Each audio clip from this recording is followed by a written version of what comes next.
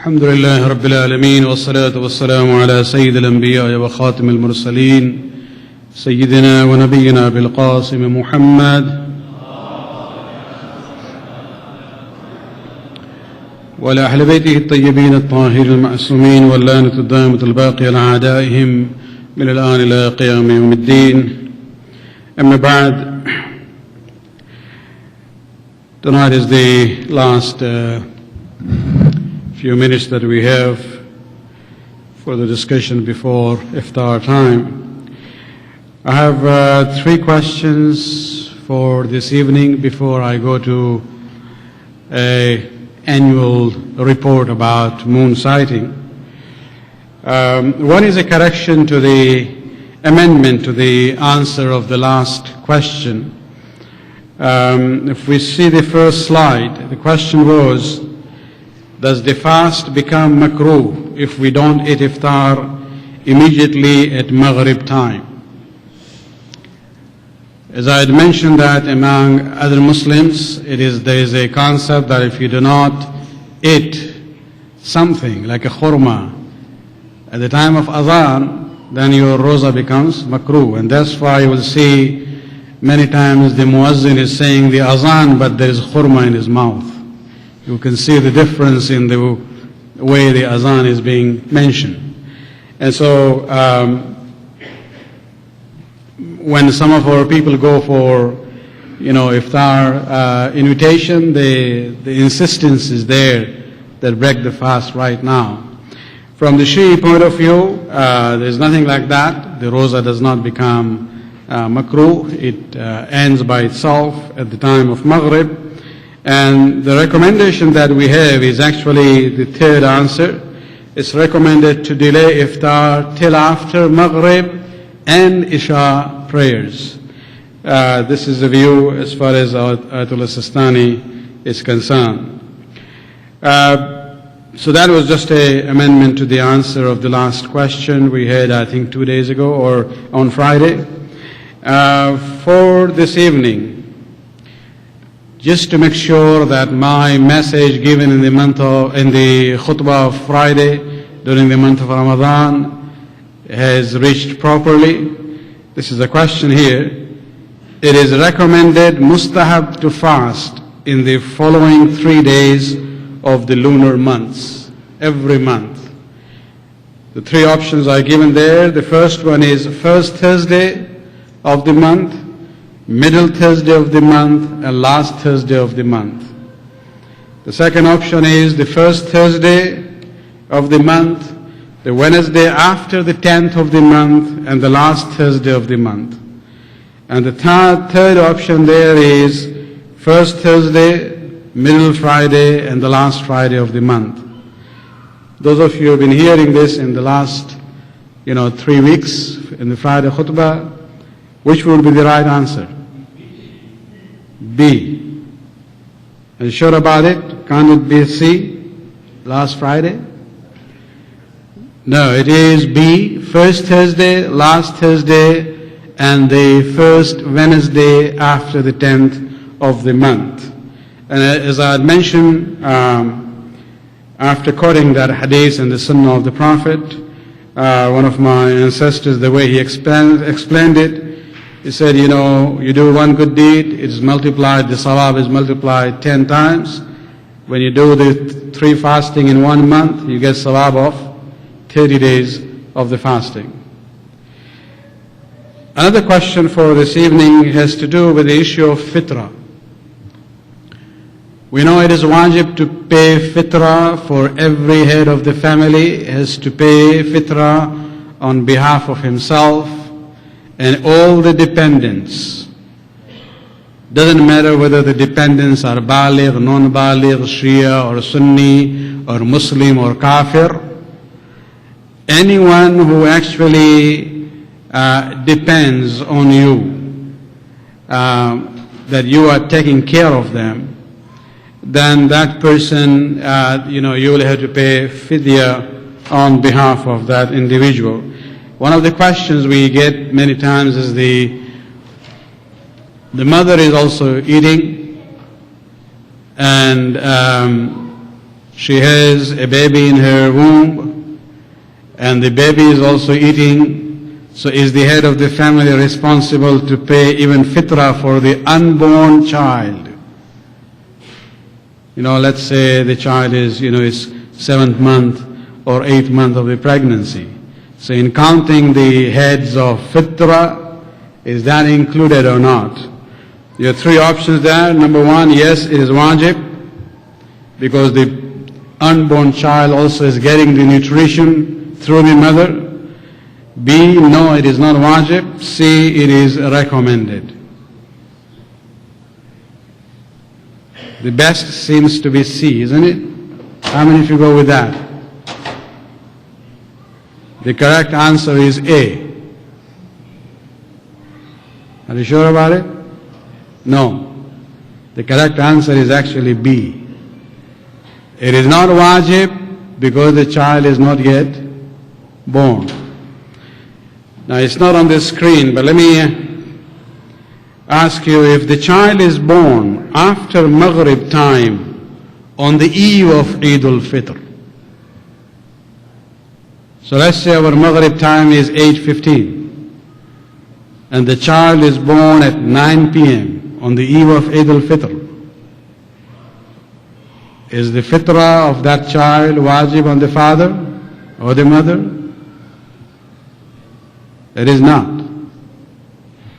Because the wujub of fitrah came at Maghrib time, the child didn't exist at that time. He was born later on.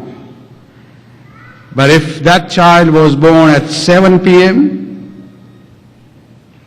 then Maghrib happens and that is the eve of Eid al-Fitr, then it will be wajib to pay fitrah on behalf of that child also. Salawat alayhi.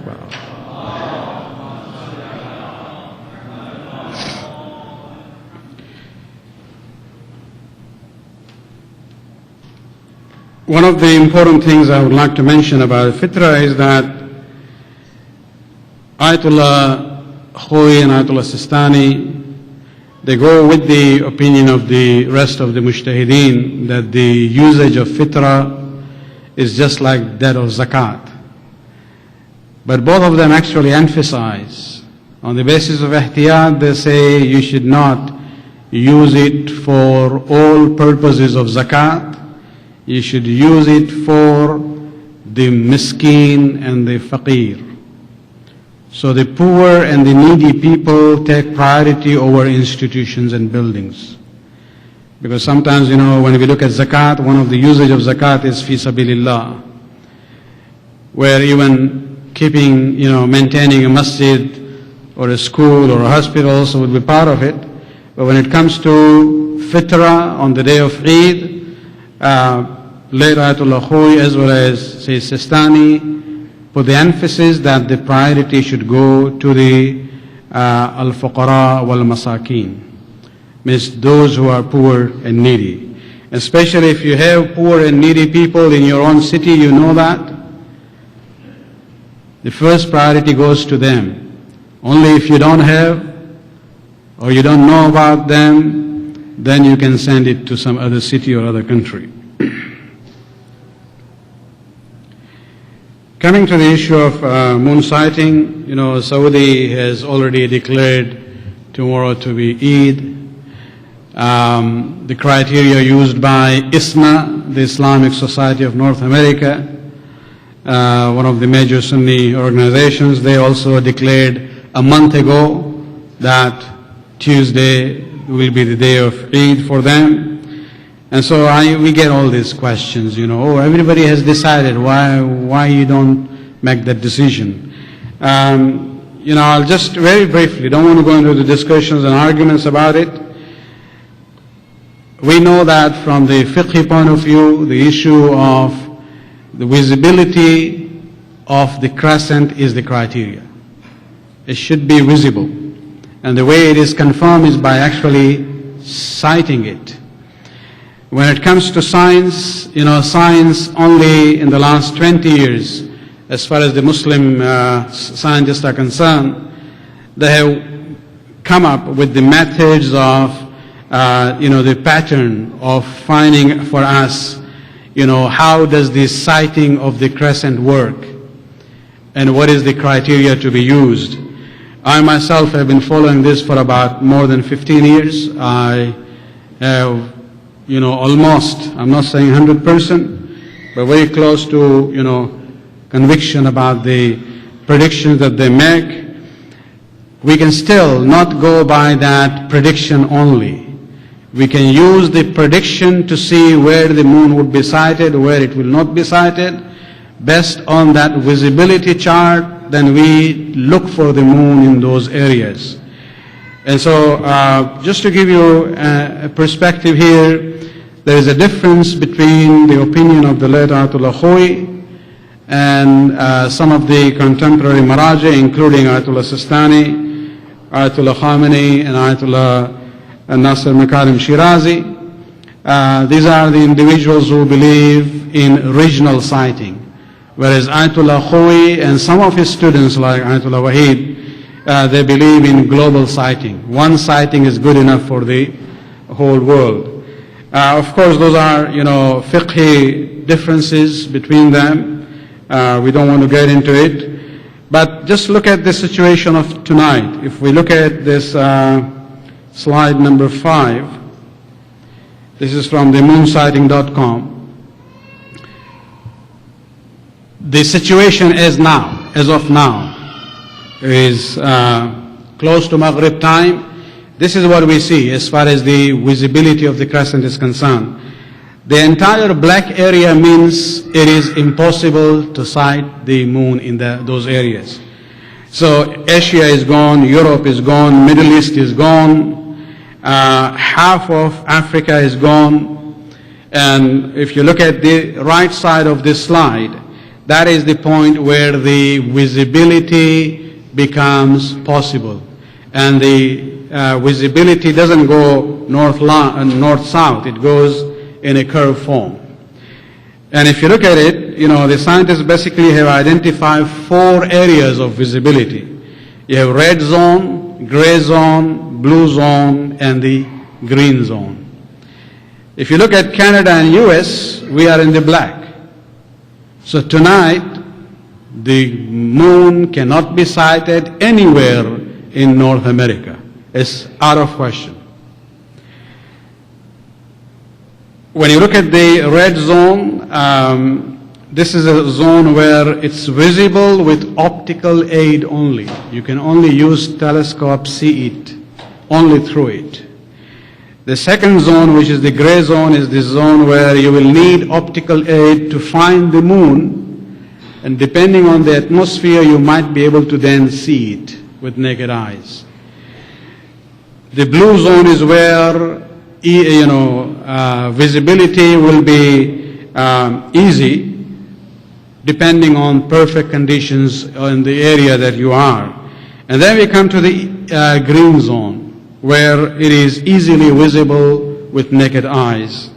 Now, if you look at it, the red zone doesn't help, according to Ayatollah Sistani or Ayatollah Makarim. Only Ayatollah Khamenei believes in telescopic sighting. This is his only view, not others agree with that. So North America is completely out of this picture. So we only have parts of South America, Brazil, Argentina, and Chile, where it is possible for it to be sighted, and of course some areas of the green zone are in the Chile and southern parts of Argentina. We have some ulama, a couple of them in Brazil. We were in contact through the Crescent Committee of the Ulama, a Council of Ulama, and I was just informed 15 minutes ago that it's already sunset in entire South America, and these 2 individuals in Brazil, in the southern part of Brazil, did not see the moon, although it was scientifically possible for them to see. Now, what does that do for us? For the muqallideen of Ayatollah Sistani, Ayatollah Khamenei, Ayatollah Nasir Makarim Shirazi, in North America, Tuesday will not be the day of Eid al-Fitr. It is 28th for us today, tomorrow will be 29th. So you can't have one day missing there. If this sighting in South America is confirmed, as of there is a report of not being sighted in Brazil, we still don't have any reports from Argentina or Chile. If that is sighted, then for the Muqallideen of Ayatollah Khoui, tomorrow would be the day of Eid al-Fitr, they should not be fasting. Only if it is confirmed, not just scientific predictions. And if it is not confirmed, then they will be fasting tomorrow as the 30th day of Ramadhan. And do Eid altogether, inshallah, on Wednesday. Going to tomorrow's situation. This is the chart that you see. This is for Tuesday. MashaAllah, the whole world is green. You know, it's all green or blue. You know, other than certain parts, northern parts of Asia, Europe, entire Middle East, Africa, North America, you know, is all covered. So tomorrow, you know, I don't think we need to worry about it. And inshallah, based on that, Wednesday would be the day of Eid al-Fitr for us. So, you know, you have been true to your Toronto tradition. No 30 days fasting this year either. Salawat Pranik Para.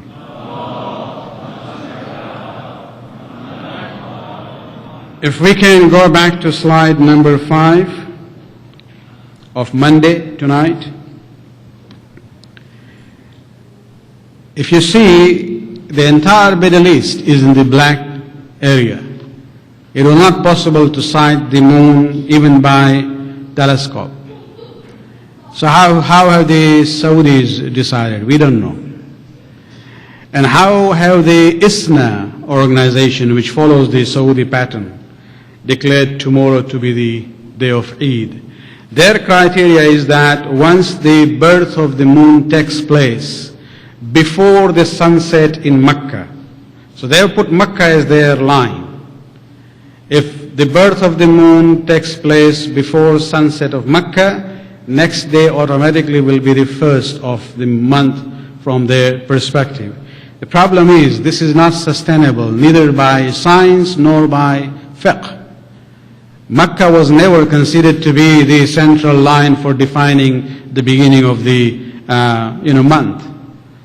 When our Prophet, Hazrat Muhammad Mustafa sallallahu alayhi wa sallam, was in Medina, he didn't wait for reports from Mecca. Even if the moon was sighted in Mecca, if somebody goes by the fastest horse, by the time he reaches to Medina, it will be at least 2 days. So there was no way that during the days of the Prophet would have waited for the sighting in Mecca to declare the first of the month in Medina. You know, he used to just go by the sighting in that region itself.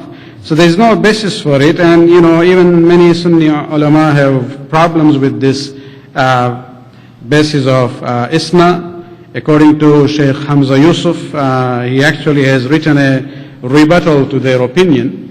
He's a prominent Sunni scholar in America, and the title is very interesting. He says, "The Caesarean Birth of the New Moon." So you're actually taking the moon, you know, by force, and you're not letting it go through a natural birth process. And that's what we are doing. We are letting, you know, we didn't see it tonight. We can't see it tonight. We'll see it tomorrow, inshallah. And Wednesday will be the day of Eid for us, inshallah. Salawat.